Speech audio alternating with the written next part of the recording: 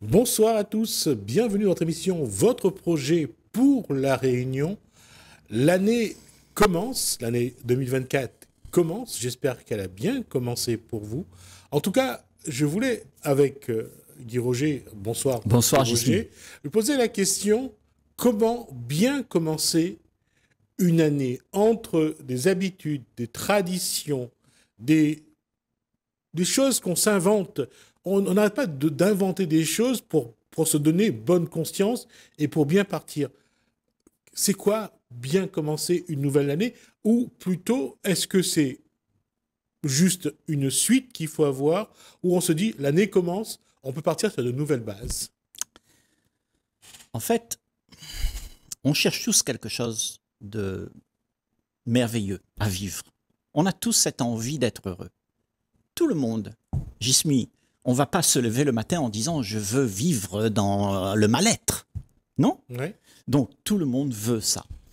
Ce qu'on veut, c'est un désir. Ok? Ce désir n'existe pas. C'est dans ta tête. Donc tu commences l'année à te dire je désire avoir une vie meilleure. Donc là, tu commences à désirer d'une vie. Alors que la vie que tu as, elle est là. Elle est là. Et tu cherches autre chose que ce que tu as. Et c'est ça notre problème.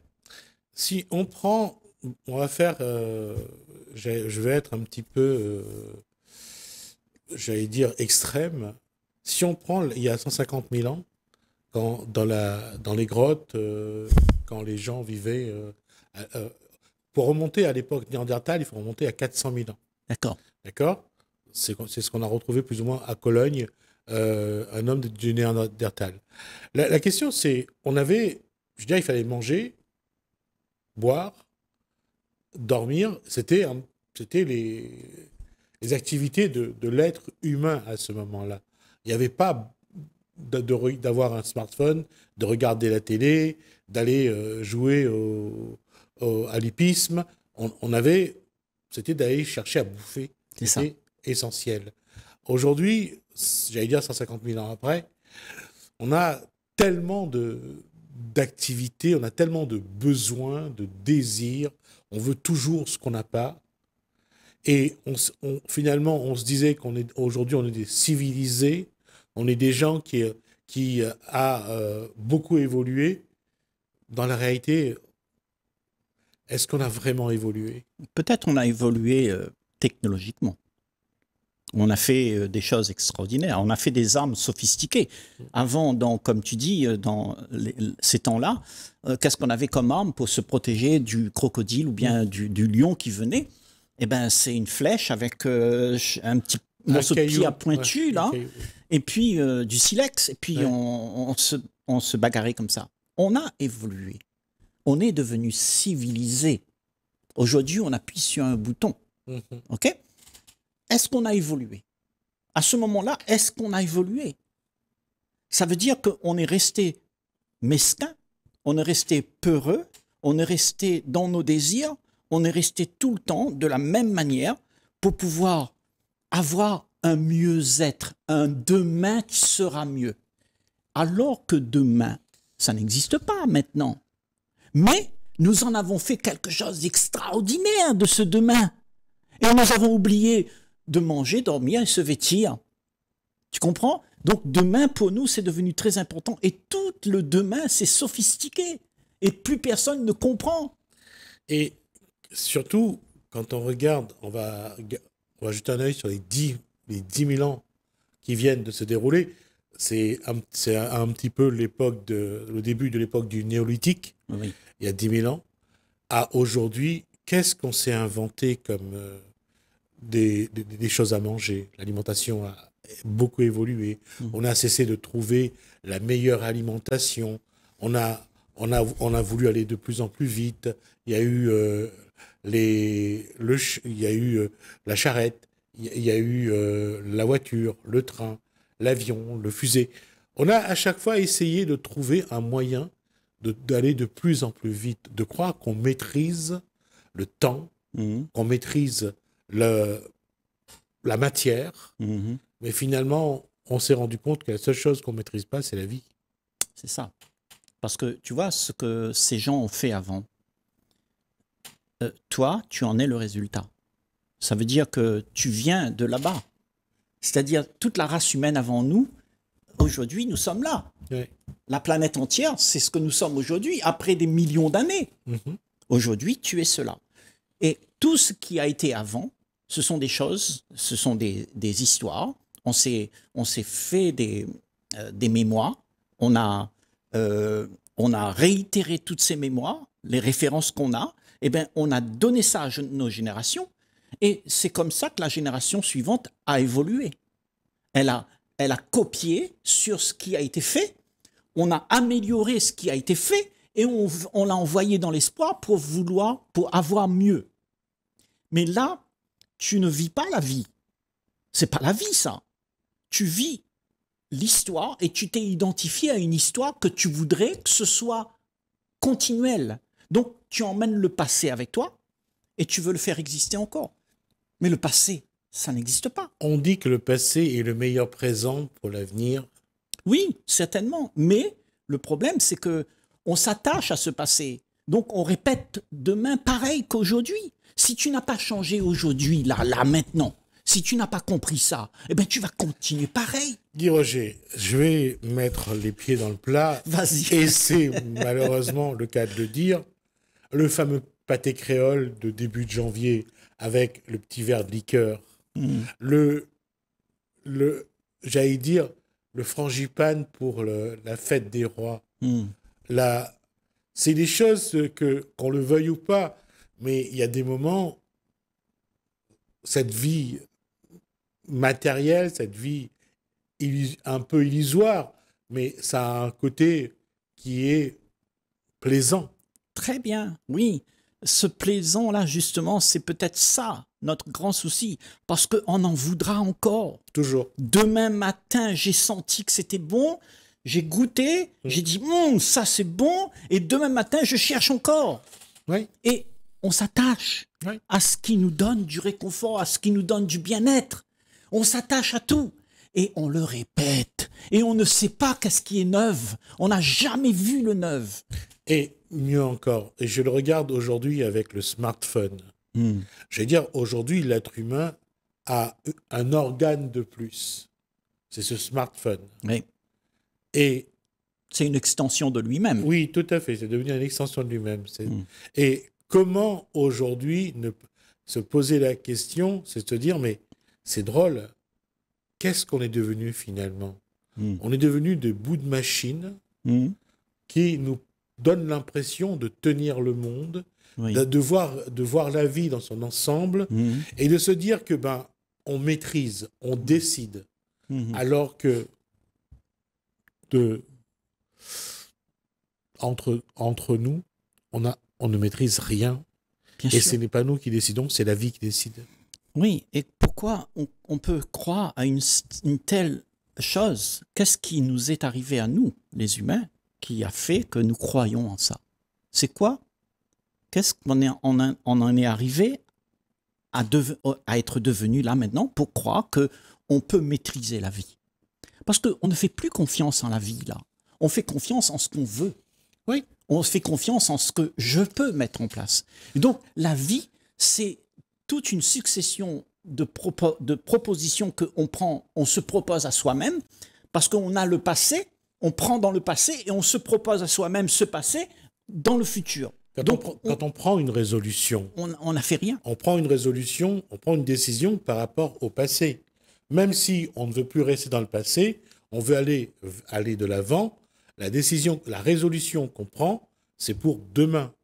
On dit cette année, je ne ferai plus ça, je ferai comme ça, je vivrai de cette façon-là. Oui. On prend la résolution. Oui, on se conditionne. On se conditionne. Tout simplement. Oui.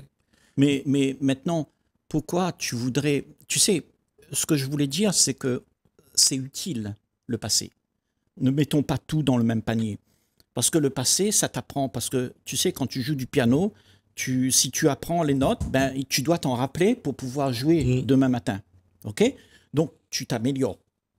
Tu es un boucher, tu es un charpentier, tu fais ton métier, mais soit tu le fais médiocrement, ou soit tu as vraiment compris et tu tu le mets en pratique. Et ça, tu as besoin du passé pour faire ça. Mais quand je te dis que aimez-vous les uns les autres et que toi, tu n'aimes pas, tu dis, ben, demain, je vais m'améliorer. Avec ça, tu ne peux pas t'améliorer parce que ce que tu es, c'est un paquet d'amour maintenant. Mais parce que tu es endimanché avec toutes ces histoires que tu te donnes de devenir, eh ben, tu ne sais plus qui tu es. Mais ce que tu es, en réalité, Jismi, n'est rien de plus que de l'amour. Libre de tout ce que les pensées peuvent te proposer d'être. Mais dans ce cas, l'être humain est en train de faire une course contre la montre, contre lui-même. Mais bien sûr, contre la vie même. D'accord. Parce que à force de vouloir tout ce qui est matériel, tout ce qui est artificiel et tout ce qui est éphémère, qui plus est, on ne peut pas dire qu'il se construit en tant qu'être humain. Non, il se construit en tant que passé. Il veut améliorer le passé. Et ça a toujours été comme ça. Ce que nous faisons aujourd'hui, c'est que nous voulons améliorer notre passé. Et nous voulons mieux. Et nous sommes toujours dans la peur qu'on n'y arrivera pas. Regarde le monde aujourd'hui. C'est comme ça, on vit dans la peur qu'on n'y arrivera pas, on ne réussira pas, on ne sera pas aimé, on sera abandonné, on sera ceci, on sera cela. Donc, on vit dans le passé, on préfère garder le passé pour se réconforter. Et se réconforter avec quelque chose qui marche. Parce que là, il y a toutes les références. Oui, mais alors, je disais en préambule, c'est comment prendre une bonne décision quand l'année commence. On a tous envie de partir sur de bonnes bases, de se dire que cette année va être une très belle année, surtout que depuis 2020, on traverse des moments particuliers. On aimerait bien mettre tout ça de côté et aller vers du positif. Alors, ce que tu dis là, c'est vrai que tout le monde veut ça, ok? Ouais. Mais moi, je dis une autre chose. Je dis, au lieu de vouloir ça, cherche, en ce début d'année, cherche le phénomène qui t'empêche d'être libre, qui t'empêche d'aimer, qui t'empêche d'être vrai, qui t'empêche d'être sincère. Pourquoi tu n'es pas intègre? Pourquoi tu mens? Pourquoi tu fais des choses que tu ne veux pas faire, mais tu fais quand même? C'est ça qu'on veut arrêter. Mais tu ne peux pas faire ça si tu n'as pas compris que ce que tu fais là, c'est quelque chose de compulsif. Donc, tu vois, on est toujours dans la compulsion et on veut arrêter ces compulsions sans même les comprendre. Moi, je dis, va voir qu'est-ce qui t'empêche d'être joyeux, qu'est-ce qui t'empêche d'aimer, qu'est-ce qui t'empêche d'aimer. Tu comprends? Parce qu'on aime, mais à condition que. Donc, cherche pourquoi tu es comme ça. Parce que si tu n'es pas comme ça, eh bien, tout est résolu. Et tu commenceras une belle année. La conscientisation à la vie. Mmh. Comment se rendre compte que finalement, au bout d'un moment, on se rend compte que c'est la vie qui décide. Oui. Que on est là parce que c'est la vie qui a décidé qu'on soit là. Et on est là exactement où la vie veut qu'on soit. Oui. Et pour ceux qui essayent de sortir de leur chemin de vie, c'est des moments parfois très difficiles. Mais est-ce que c'est une vie de vivre la vie que la vie nous impose? Alors que nous, on aimerait bien vivre la vie qu'on a envie. Non, la vie, c'est pas quelque chose que tu as envie.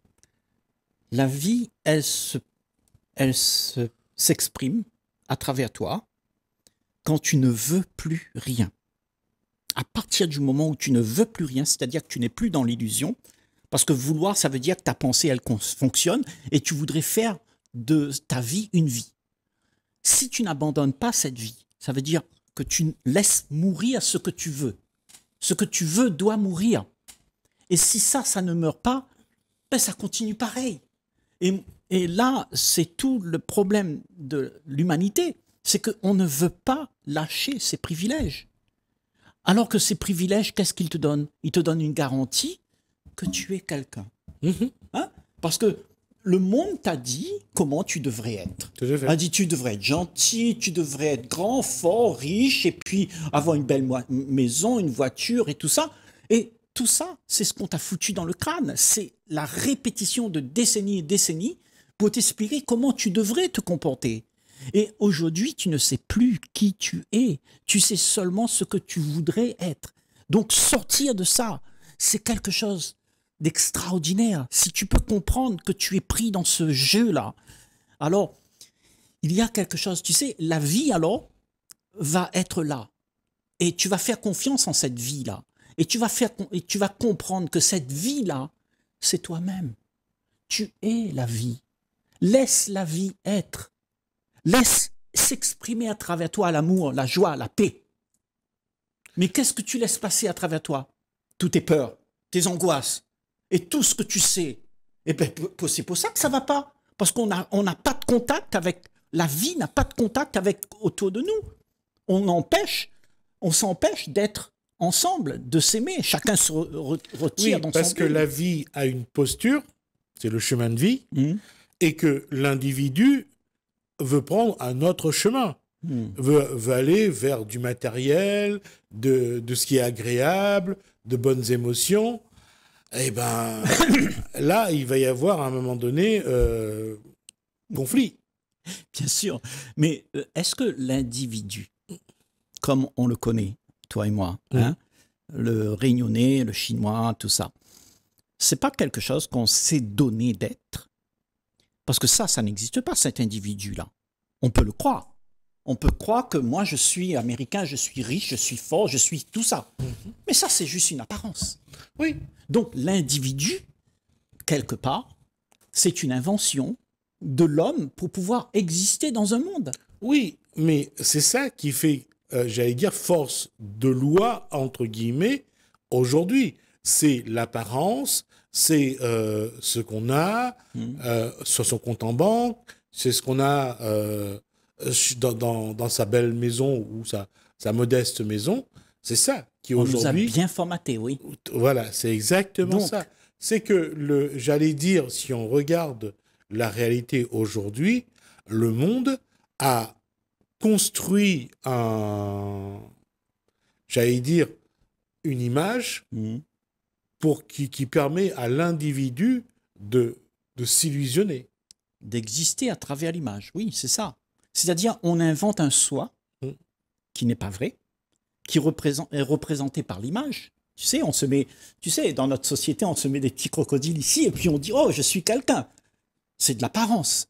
Tu sais bien que c'est pas ça que tu es. Ça, c'est l'apparence que tu donnes pour pouvoir exister dans un monde où on va te caresser dans le sens du poil.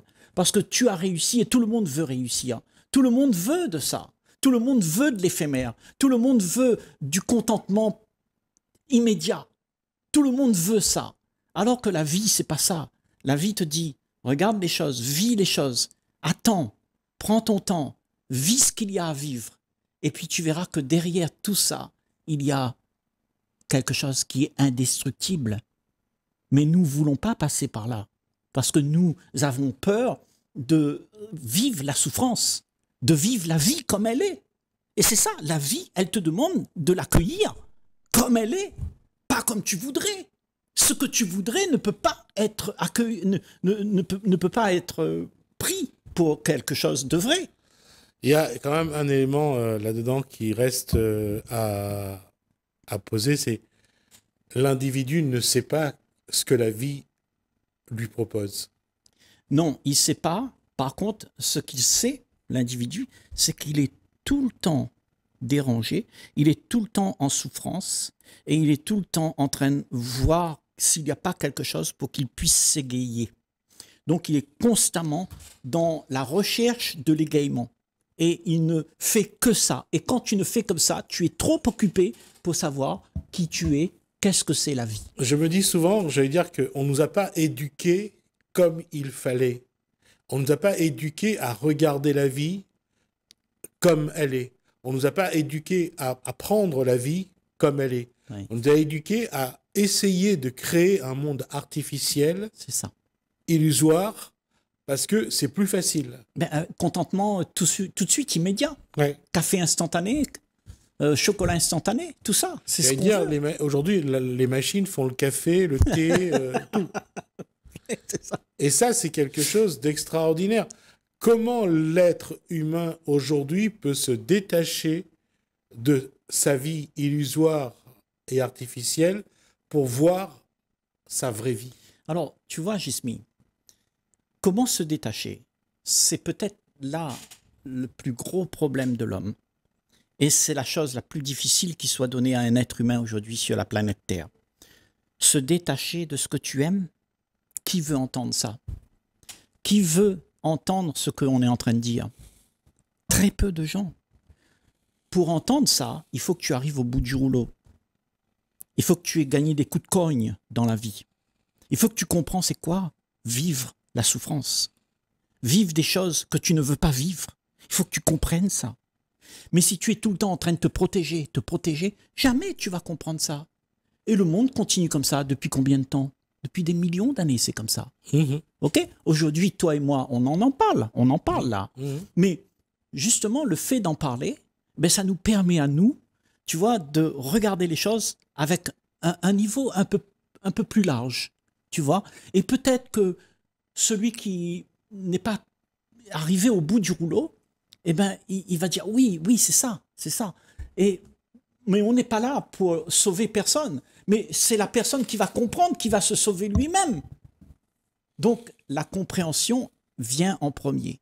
Et à partir de la compréhension de ce qui est réel, tu es libéré. La compréhension permet un choix. Est-ce qu'on l'accepte ou pas, cette vie qu'on vient de voir, que cette vie, elle est comme ça. Est-ce qu'on l'accepte telle qu'elle est? Oui. Ça, c'est la question à laquelle on va poser. Je poserai à Guy Roger la semaine prochaine. C'est de savoir comment on accepte quelque chose qu'on ne connaît pas, qui n'est pas simple, qui est même parfois très difficile à vivre. Et quand il parle de souffrance, tout le monde connaît, à un moment donné, a eu un peu de souffrance. Il y en a d'autres qui ont eu beaucoup de souffrance. À quel moment ces souffrances nous conduisent vers la vie? On en parle la semaine prochaine. Je veux bien, oui. D'accord? Merci à vous. Merci Guy Roger. Merci à vous de nous avoir suivis. Merci Alain, merci François. Je vous dis à bientôt.